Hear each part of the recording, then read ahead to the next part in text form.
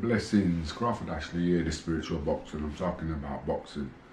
Again, I was asked a question about what it was like to fight on the Benn McClellan bill. I boxed a guy called Clay. Now, I was watching the fight on the runway that Nigel walked down to. And anybody who was there that night knows the atmosphere was absolutely amazing. It was thick, it was heavy, there was an excitement in the air. I can't really explain it, you'd have had to be there to feel what energies were being generated, because it was an amazing feeling. And then I watched this fight, the Benn fight. I was on after Nigel Benn, and I'm telling you, man, it was the best fight I've ever seen, period. And both boxers put up a superhuman effort, and it was just absolutely amazing. And for me, watching it, I actually wanted to be in it, in the fight. I couldn't look, I was that excited. I wanted to fight. I just wanted to be in the ring. And I remember after the fight, it was electric. Benn walked out and he walked past me, and then he collapsed. And then he was rushed off to hospital.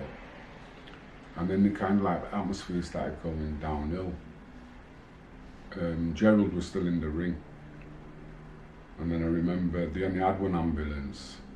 So there was a break for about half an hour till they got another ambulance, came back and took off McClellan. But for me, that's the kind of fights that fighters want to be in. They want to be tested to the limit, and they want to come through it. Sometimes they don't. And I believe that that fight should be shown for what it was. Brilliant. You know, yeah, the result was brilliant for Nigel, but not for McClellan. But that's what we train for. That's why we. How can I explain it? They're the kind of challenges we look for. You know, you got people who climb mountains. Why? Because they need that challenge. They need to be pushed to their peak performance. But I knew a few things about that fight. They brought McClellan in to give Benn a beating. Frank Warren wanted Benn beaten, and I think Benn decided to take these into his own hands, man. And I'm glad he did what he did. You know, the thing was a bit bad, but like I said, this is the sacrifices most fighters are willing to pay. And I think, me personally, that young fighters who are coming up should watch this. If you want to turn pro, you should watch fights like the McClellan Benn. You know, people die in the ring. It's a dangerous, dangerous sport. And we've got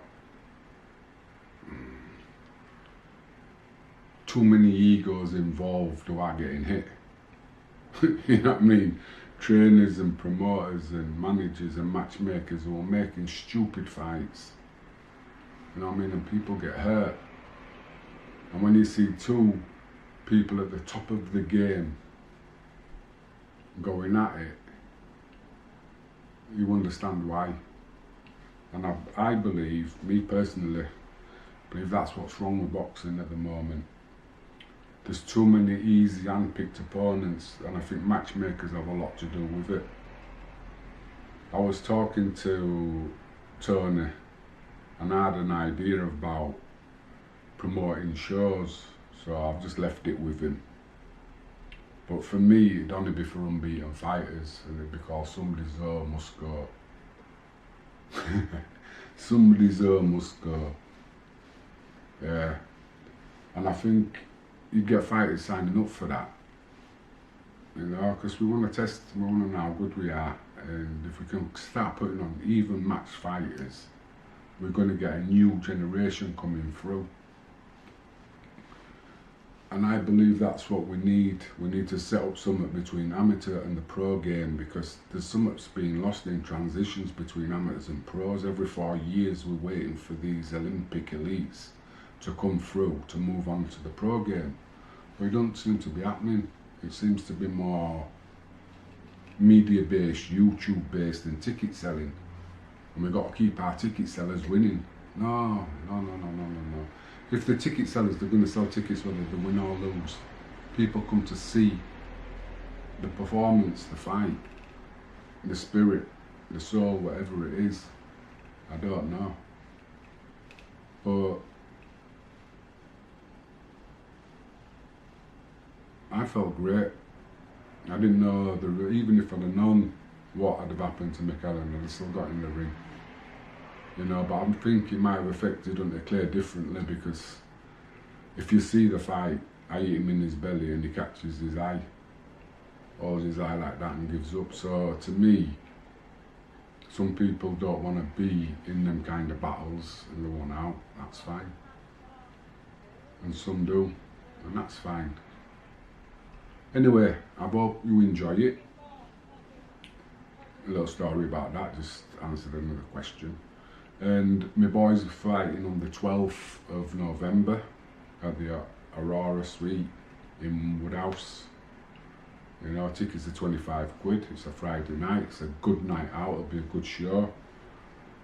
Because he keeps asking me for better opponents. And like I said, he's only had 2 fights, 2 wins, 2 stoppages. So let's see where he goes. I think he can go all the way with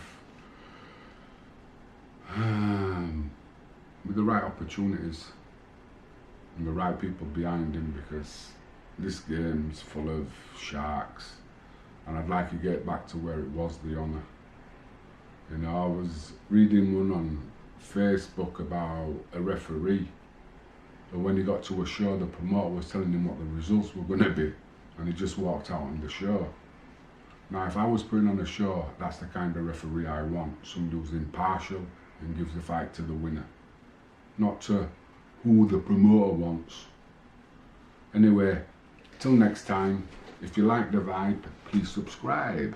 If you don't, then don't. But leave a comment anyway. Tell me if I'm doing anything shite or what else you want to hear about. But like I said, the Benn McClellan fight for me is the best fight I've ever seen. Absolutely brilliant. Both of them. Absolutely brilliant. It was a war, it was a battle. And on the night, the best man won. And for all them people out there who say, man quit, he took a knee. Because you've never been in that situation. You don't know what's going on. You know? Your body, your mind and your spirit are 3 separate things. Your spirit and your mind want to get up, but your body won't. You know, your body just can't do it. So I take my hat off to anybody who gets in a ring. Full respect to them all. And anybody who mouths off about a boxer who's never been in a ring, it's back on yourself. Anyway, if you can't be yourself, just be brilliant. Till tomorrow. Bye.